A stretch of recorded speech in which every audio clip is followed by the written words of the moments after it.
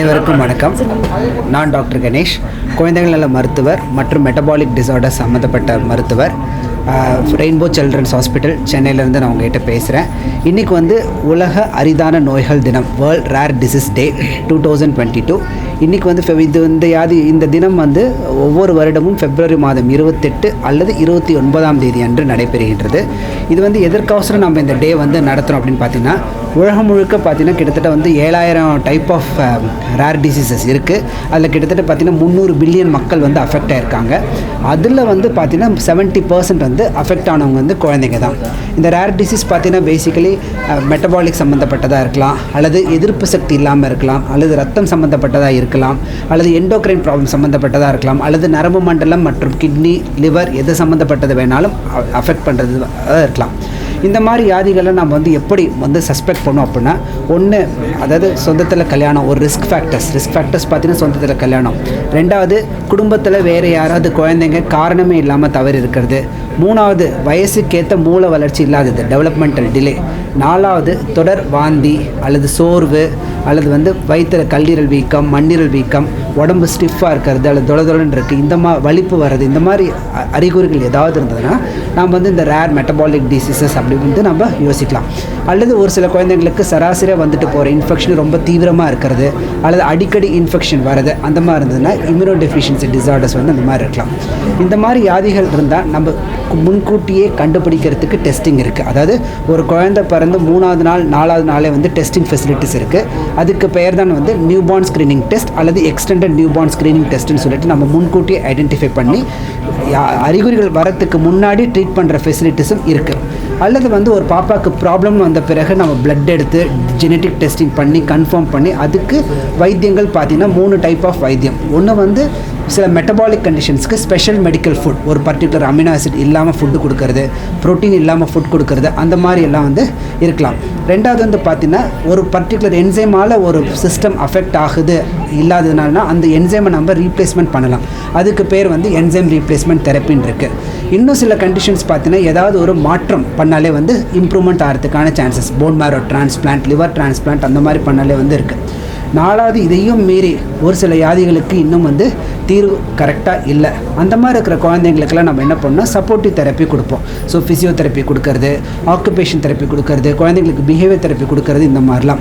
Right, இவ்வளவும் தெரிஞ்சிட்ட பிறகு doctor அடுத்த குழந்தைக்கு வராமல் இருக்கலாமா அப்படின்னு கேட்டிங்கன்னா, கட்டாயமாக prevention is always better than cure. இப்போ ஏகப்பட்ட ப்ரீநேட்டல் டயக்னோசிஸ், ப்ரீநேட்டல் டெஸ்டிங் எல்லாம் பண்ணிவிட்டு குழந்தை அஃபெக்ட் ஆகிருந்ததுன்னா மெடிக்கல் டெர்மினேஷன் ஆஃப் ப்ரெக்னென்சி பண்ணலாம்.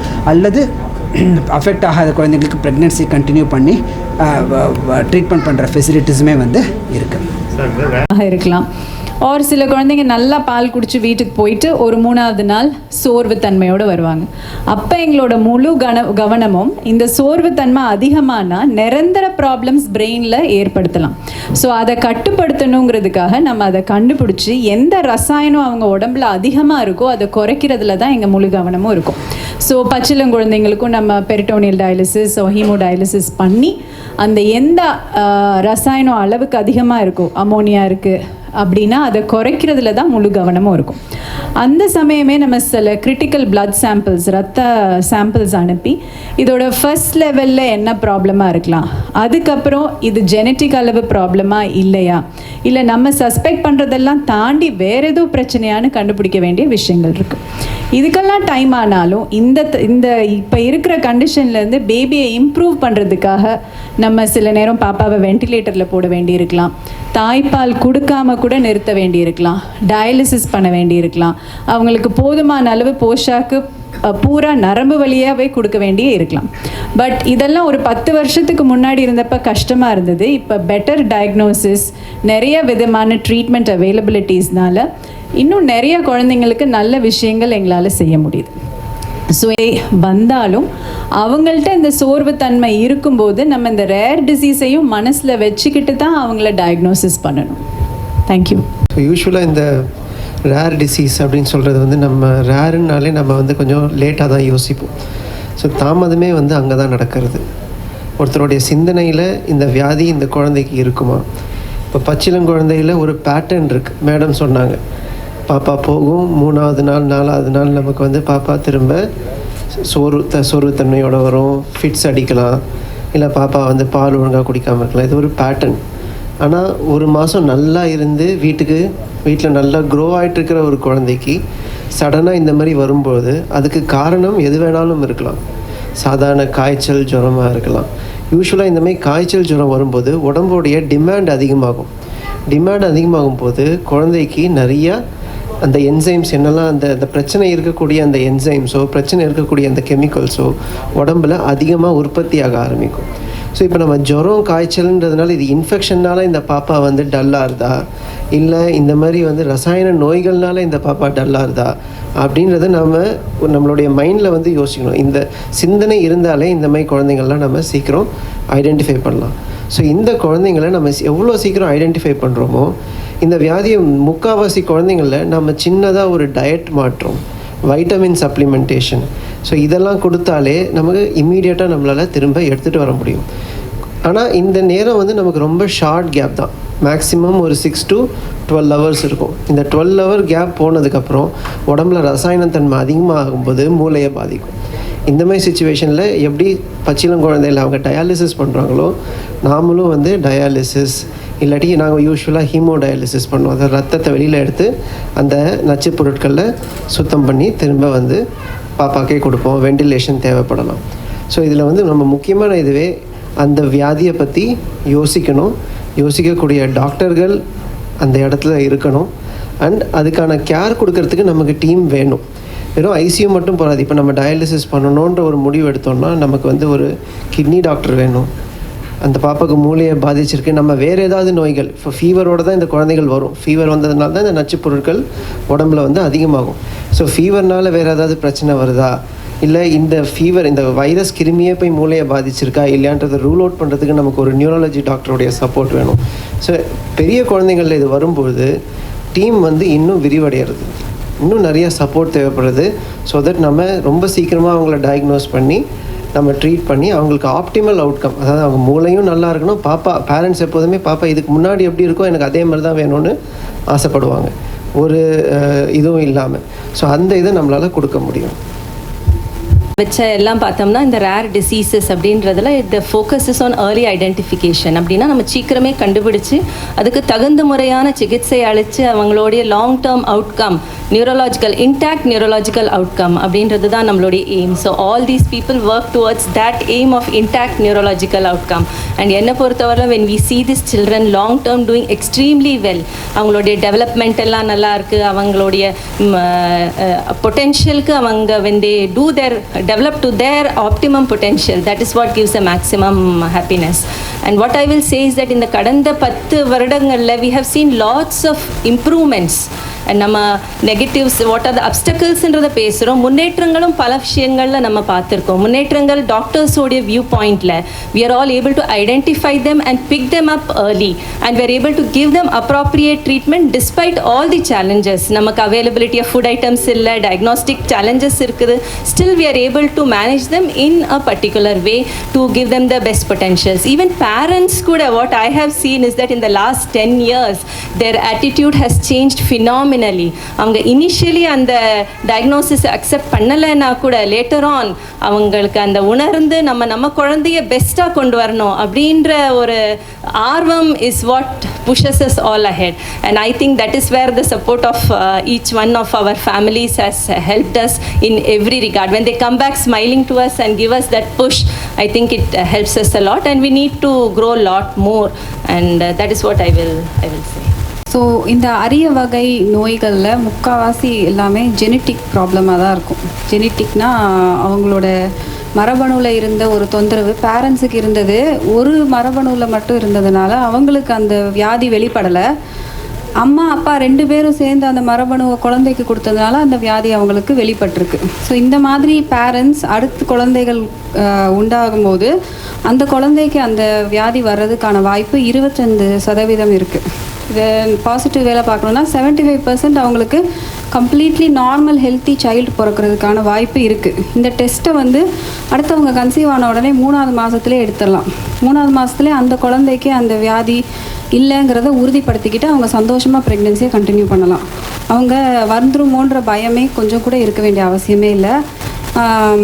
ஆரோக்கியமான குழந்தைக்கான வாய்ப்பு உறுதியாக இருக்குது. இன்னும் இந்த குழந்தைய நாங்கள் மேனேஜ் பண்ணி அந்த குழந்தைய ஓரளவுக்கு அவங்க ஒரு நல்ல நிலைமைக்கு கொண்டு வந்ததுக்கு பிறகு அவங்க அடுத்த ஒரு குழந்தைங்கிறத கண்டிப்பாக யோசிக்கலாம். அதில் எந்த பயமும் இருக்க வேண்டிய அவசியம் இல்லை. ப்ளஸ் இந்த மரபணு இருக்கிற ஃபேமிலிஸ் அவங்களோட அக்கா தங்கச்சி அண்ணன் தம்பி அவங்களும் அந்த சொந்தத்துக்குள்ளேயே கல்யாணம் பண்ணியிருக்காங்கன்னா அவங்க கன்சீவ்மெண்ட் ஆகிறதுக்கு முன்னாலே ஒரு கவுன்சிலிங் வந்து அந்த ஹஸ்பண்ட் ஒய்ஃப் 2 பேருமே டெஸ்ட் எடுத்துக்கிறது நல்லது. சொந்தத்துக்குள்ளேயே கல்யாணம் பண்ணிக்கலைனாலும் கூட இந்த மாதிரி ரொம்ப சீரியஸான டிசீஸ் அஃபெக்ட் ஆகிருக்கிற ஃபேமிலினா அவங்க முன்கூட்டியே ஒரு கவுன்சிலிங் வந்து டெஸ்ட் எடுத்துக்கிறது நல்லது. இது ஃபஸ்ட்டு சைக்கலாஜிக்கலி ரொம்ப அஃபெக்ட் ஆகும். ஸோ இந்த என்டையர் டீமில் வந்து as an obstetrician it's a team work. இப்போது இது மாதிரி டாக்டர் கணேஷ் அவங்க டிசைட் சொல்லி இந்த மாதிரி ஒரு குழந்தை இருக்குன்னா அடுத்த வாட்டி அந்த அம்மா ப்ரெக்னென்ட் ஆகும்போது as obstetrician we work in sync with fetal medicine person because அவங்க மெயினாக helpers in diagnosis. Management is as a team work between the obstetrician and the fetal medicine person. அப்போ தான் ஒவ்வொரு ஸ்டெப்பில் so first as an obstetrician அவர் important thing is மன அளவில் ரொம்ப பாதிச்சுட்டு இருப்பாங்க. ஏன்னா அவங்களுக்கு ரொம்ப ஹை லெவல் ஆஃப் ஸ்ட்ரெஸ் இருக்கும். அடுத்த குழந்தை இப்படி வந்தால் நான் ஒரு லெவலில் நான் கஷ்டப்பட்டு இருக்கேன். So how am I going to manage? So as an obstetrician we also become a counselors. அவங்கள வந்து so usually once a month பார்க்குறதுக்கு இவங்களெல்லாம் once in 2 weeks கூட நாங்கள் பார்ப்போம் because we keep a close monitoring mentally, physically how they are moving and fetal medicine people கூட they'll be updating us. இது மாதிரி every time scan பண்ணும்போது கரெக்டாக இருக்குது அப்படின்னு அவங்க ரீஅஷூர் பண்ணும்போது எங்களாலேயும் அந்த ரீஅஷூரன்ஸ் தர முடியுது. So as a high risk observation our job is to reassure them both as a medical level, psychological level and reassure them that as a team நாங்கள் எல்லாம் உங்களை இருக்கிறோம், உங்களை ஹெல்ப் பண்ணுறோம். Let's hope for the best outcome. So in Rainbow I feel as a team we always try to give the best for the patient here. So we provide all the necessary infrastructure for the clinicians to work on it. Apart from that, in the rare disease, we wanted to take it to the larger crowd, create awareness. So அதுக்காக தான் இன்றைக்கி வந்து doctor Radhakrishnan principal secretary for health கொண்டு வந்தோம். So he also has said that the new law has been passed. 2021 தான் government of India has passed for rare disease. So we are creating this awareness so that more of awareness comes, there is more of funding comes in because this treatment cost is going to be very high and we need to create support to the families because they have taken the noble challenge of upbringing their children who's affected by rare disease. So idukku vandu we have also taken the support of crowdfunding. So we have Milab, we have Keto, we have Impact Group. Ivangella have started to contribute to us. So I request the media to take this to the larger people so that we as a team we work together and we ensure we give treatment for these rare disease babies. என்னோட பேபிக்கு வந்து பொன் குழந்தை பிறந்திருக்கு. அது வந்து பிறந்ததுலேருந்தே வந்து food வந்து intake ஆகலை. அது வந்து நான் வந்து டெலிவரி வந்து வேறு ஹாஸ்பிட்டலில் பண்ணோம். இந்த ஒரு இன்டேக் ஆகலைன்னொன்னே நம்ம ரெயின்போ ஹாஸ்பிட்டலில் சேஞ்ச் பண்ணிவிட்டு அங்கே வந்து என்ன ஏதுன்னு ஐடென்டிஃபை பண்ண சொன்னோம். ஒரு 1 வீக் 10 days புரியலை தான் அது என்ன டிசீஸ் அப்படிங்கிறது கரெக்டாக வந்து ஐடென்டிஃபை பண்ண முடியல. அது வந்து ராகுல் சார் தான் ஃபஸ்ட்டு உள்ளே போனாங்க. அவரை தான் நம்ம ஃபஸ்ட்டு மாற்றினோம். சார் வந்து என்னென்னா ஒன்றா வந்து செக் பண்ணி நம்மளை ஐடென்டிஃபை பண்ணி ஒன்றா ஒவ்வொரு இதாக செக் பண்ணி டெஸ்ட்டு எல்லாமே ரிப்போர்ட்லாம் எடுத்து இந்த மாதிரி இது வந்து கொஞ்சம் ரேர் டிசீஸுங்கிற அந்த கான்செப்ட் வந்து அந்த அப்புறம் தான் சொன்னாங்க. அது அப்புறம் தான் நம்ம வந்து அந்த ரேர் டிசீஸ்க்கு என்னென்ன இது பண்ணணும் அப்படிங்கிறத பார்த்து பண்ணி நம்ம கண்டுபிடிச்சி இப்போ ஒரு 1.5 years ஆயிடுச்சு. நம்ம ஃபுட்டு இன்டேக்குக்கு வந்து இப்போ வந்து ஒரு ஆப்ரேட் பண்ணி அதில் வந்து லிக்விடாக தான் போய்கிட்டுருக்கு. அது மாதிரி உள்ள இதெல்லாம் பண்ணிக்கிட்டு இருக்கோம். இப்போ ரேர் டிசீஸ் டே ஒவ்வொரு வருஷமும் February மாதம் 28 அல்லது 29வது நாள் வந்து நம்ம உலக அரிதான நோய்கள் தினம் அப்படின்னு சொல்லிட்டு கொண்டாடுறோம். இது வந்து பேசிக்காக பார்த்திங்கன்னா வந்து சில குழந்தைங்க வந்து இந்த அரிய நோய்களால் வந்து பாதிக்கப்பட்டிருக்காங்க. அவங்கள பற்றி நம்ம எப்படி அவங்களுக்கு அந்த நோய் இருக்குன்றதை நம்ம கண்டுபிடிக்கிறோம், என்னென்ன நம்ம அந்த வியாதிகளை கண்டுபிடிக்கிறோம், அந்த மாதிரி அரிதான நோய்களுக்கு என்ன ட்ரீட்மெண்ட் ஆஸ்பெக்ட் இருக்குது, அப்புறம் இந்த குழந்தைங்களாம் ரொம்ப நாள் கழிச்சு எப்படி வளர்கிறாங்க நம்ம ட்ரீட்மெண்ட் கொடுத்து எல்லா குழந்தைகளுக்குமே கரெக்டான தீர்வு இருக்கா, ட்ரீட்மெண்ட் இருக்கா, அல்லது ஒரு சில குழந்தைங்களுக்கு கரெக்டான ட்ரீட்மெண்ட் இருக்குது, மீதி சில குழந்தைங்களுக்குலாம் வெறும் சப்போர்ட்டிவ் ட்ரீட்மெண்ட் இந்த ஃபார்ம் ஆஃப் ஃபிசியோதெரப்பியோ ஆக்குபேஷன் தெரப்பியோ அந்த மாதிரி இருக்கா அப்படின்றத பற்றி தெரிஞ்சுக்கிறதுக்கும், இந்த மாதிரி வியாதியால் பாதிக்கப்பட்டிருக்கிற பேஷண்ட்ஸ் மற்றும் அவங்களோட குடும்பங்கள் ஃபேமிலிஸ் சப்போர்ட் பண்ணுறதுக்கு தான் வந்து இந்த உலக அரிதான நோய்கள் தினம் வேர்ல்ட் ரேர் டிசீஸ் டேன்றது கொண்டாடுறோம். இப்போ இந்த வேர்ல்ட் ரேர் டிசீஸ் டேன்னு பார்த்திங்கன்னா வந்து எப்போ வந்து ரேர் டிசீஸ்ன்னு நம்ம சொல்லுவோம், உலக சுகாதார நிறுவனத்துப்படி when the disease affects less than 1 in 1000 population அந்த மாதிரி இருந்தால் தான் வந்து we call it as a rare disease. So a disease is said to be rare when it affects fewer than 1 in 1000 people according to WHO. ஒவ்வொரு நாட்டுக்குமே வந்து பார்த்திங்கன்னா வந்து அவங்களோட பாப்புலேஷனை பேஸ் பண்ணி இந்த நம்பர் வந்து மாறலாம். நம்ம இந்திய நாட்டில் வந்து பார்த்திங்கன்னா இன்னும் இந்த எக்ஸாக்ட் இன்சிடென்ட்ஸ் வந்து தெரியப்படலை. ஏன்னா நிறைய வியாதிகள் வந்து ஒரு கேஸ் ரிப்போர்ட்ஸாவோ அல்லது ஒரு கேஸ் சீரியஸாவோ ஒரு தனிப்பட்ட ஹாஸ்பிட்டல்லேருந்து வரதுனால சமுதாயத்தில் இதனோட ப்ரிவலன்ஸ் அப்படின்றது வந்து நம்மளுக்கு வந்து எக்ஸாக்ட் டேட்டா வந்து கிடையாது.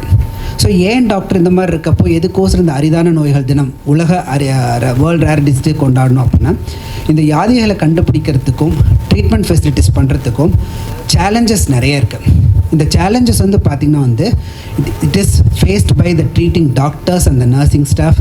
The challenges are faced by the patients and their families. The challenges are faced by the drug companies. எல்லாமே எல்லா ஆஸ்பெக்ட்ஸ்லையும் பார்த்திங்கன்னா வந்து இந்த சேலஞ்சஸ் வந்து ஃபேஸ் பண்ணுறோம். இப்போ வந்து நான் what are the challenges that are faced by the medical fraternity? Number 1, there is lack of awareness even amongst the doctors in all the areas about this rare diseases. That is number 1. So second thing is பார்த்திங்கன்னா வந்து it takes longer time to diagnose this problems in children when compared with other diseases. So அதனாலே வந்து இது வந்து by the time we diagnose, children do become sick or their neurological outcome வந்து பெருசாக வந்து ஒன்றும் தெரியறது கிடையாது. ரைட். மூணாவது வந்து பார்த்திங்கன்னா வந்து the diagnostic tools are not widely available. மற்ற டெஸ்ட் பண்ணுற மாதிரி எல்லா இடத்துலையும் வந்து ஃபெசிலிட்டிஸ் வந்து இந்த வியாதிங்களுக்கு எல்லா இடத்துலையும் டெஸ்ட் பண்ணுற ஃபெசிலிட்டிஸ் கிடையாது. பட் செலக்டட் லெபார்ட்டரிஸில் மாத்திரம் இந்த டெஸ்டிங் ஃபெசிலிட்டிஸ் உண்டு. நாலாவது ட்ரீட்மெண்ட். நான் முன்னாடியே சொன்ன மாதிரி சிலருக்கு வந்து டெஃபினட்டிவ் ட்ரீட்மெண்ட். ஃபார் எக்ஸாம்பிள் ஒரு சில குழந்தைங்களுக்கு வந்து போன் மாரோ டிரான்ஸ்பிளான்ட் பண்ணால் வியாதி கம்ப்ளீட்டாக குணமாயிடலாம். ஒரு சில குழந்தைங்களுக்கு என்சைம் ரீப்ளேஸ்மெண்ட், அதாவது நம்ம உடம்புல வந்து என்சைம் கிடையாது, அதை நம்ம ரீப்ளேஸ் பண்ணால் வியாதிகள் வந்து குணப்படுத்தலாம். அந்த மாதிரி இருக்குது. இன்னும் ஒரு சில குழந்தைங்களுக்கு ஸ்பெஷல் மெடிக்கல் ஃபுட்ஸ், அதாவது நம்ம பேசிக்காக உடம்புல வந்து டைஜஸ்ட் ஆகாத சப்ஸ்டன்சஸ்க்கு ஸ்பெஷல் ஃபுட்ஸ் மூலமாக கொடுத்தா அந்த குழந்தைங்க வந்து நாளடைவில் வந்து they will lead a near normal life. Normal life இல்லைனாலும் நியர் நார்மல் லைஃப் வந்து லீட் பண்ணுவாங்க. மூணாவது வந்து ஒன்லி சப்போர்ட்டிவ் ட்ரீட்மெண்ட் தான் இருக்குது.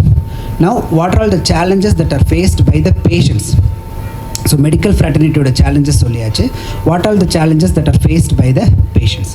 ஸோ பேஷண்ட்ஸ் வந்து பார்த்தீங்கன்னா the moment we say your child has got so much this a rare disease, இது வந்து உலகத்திலே அரிதான problem, 1 in a lakh, 1 in 10 lakhs அந்த மாதிரி சொல்கிறப்போ the first thing is அவங்க மனசுக்குள்ளே பயம் வருது. So that is the thing that the patients face. Second thing is இதுக்கு ட்ரீட்மெண்ட் இருக்கா இல்லையா. மூணாவது வந்து என் குழந்தை 4 வருஷம் கழிச்சு 5 வருஷம் கழிச்சு மற்ற குழந்தைங்க மாதிரி ஸ்கூலுக்கு போகுமா போகாதா. ஸோ முக்கால்வாசி பார்த்தீங்கன்னா their funds are getting exhausted because of the diagnostic modalities. Number 2, they're living their life with uncertainty. நாளைக்கு எனக்கு எப்படி விடியுமோ அப்படின்ற மாதிரி தான் வந்து இந்த challenges that are faced by the patients. மூணாவது பார்த்தீங்கன்னா the challenges which are faced by the drug companies.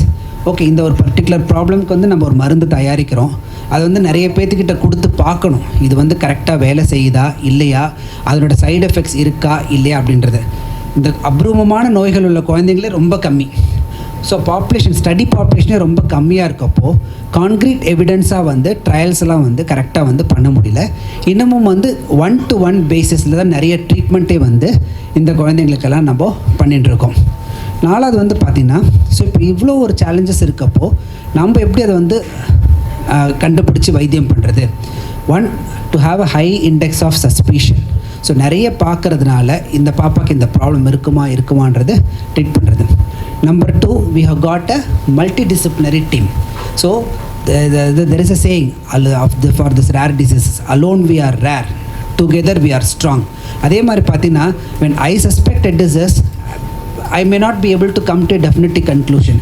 I always take support from my colleagues. For example, there's a neonatologist who takes care of newborn babies with sick metabolic problems.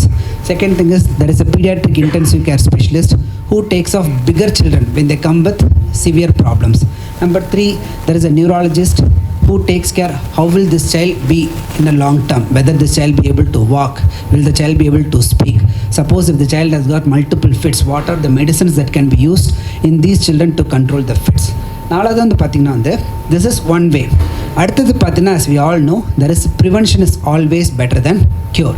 So ஒரு ஃபேமிலியில் ஒரு பாப்பா affect ஆகிடுச்சு, அடுத்த பாப்பாவுக்கு இந்த மாதிரி problem வரக்கூடாது டாக்டர் அப்படின்னா there is always a fetal medicine specialist who does fetal medicine counseling.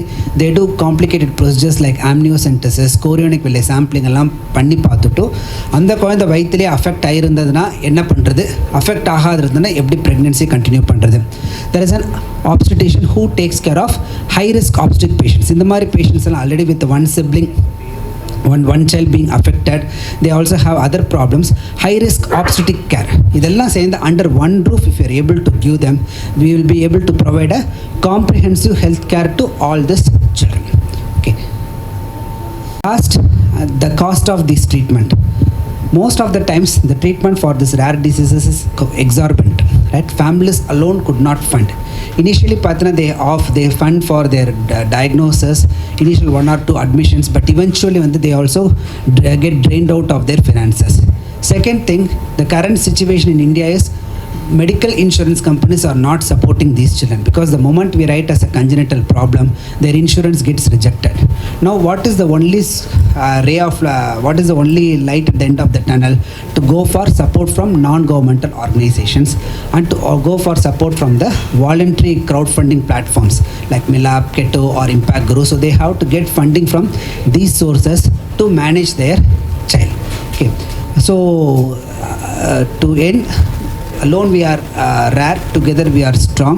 So on this World Rare Disease Day, the team from Rainbow takes pride and privilege to support for a unique and a rare cause along with all others across the world who are supporting for this rare disease today. Thank you.